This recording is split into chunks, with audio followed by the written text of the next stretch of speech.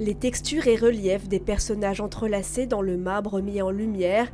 L'œuvre de Jeff Lambeau prend vie de manière puissante et poétique grâce à une création audiovisuelle dans un pavillon des passions humaines d'Horta exceptionnellement ouvert. Nous, on vient créer un dialogue en fait avec une installation, une œuvre d'art numérique en projection sur directement la fresque de Lambeau qui a été numérisée de façon très précise avec un modèle 3D. Et ensuite, on utilise ça pour pouvoir créer des jeux de lumière et transformer la pièce et dialoguer avec elle.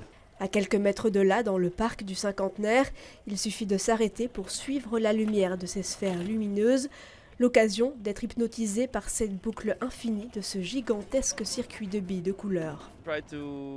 On essaie de rendre les gens heureux, de faire réveiller l'enfant qui sommeille dans les adultes.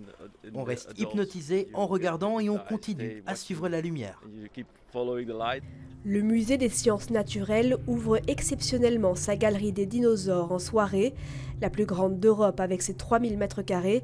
Les dizaines de spécimens sont mis en lumière. On est rarement ouvert le soir et surtout avec une mise en lumière pareille, c'est assez extraordinaire. Ça permet de redécouvrir tous les spécimens et de voyager, d'être plongé à des centaines de millions d'années en arrière. Passage par le kiosque du parc de Bruxelles, paré d'un arbre de vie et de plantes luminescentes, pour arriver jusqu'à la fontaine où trône Horizon. Cette longue banque de lumière mouvante met en spectacle la nature. On observe la nature, une abstraction de ce qui est beau, de juste l'essentiel de ce qui est beau.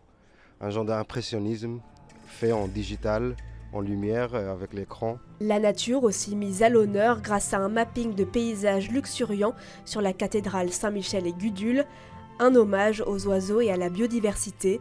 Voyage à découvrir dans la vingtaine d'œuvres réparties dans 2 quartiers bruxellois jusqu'à dimanche.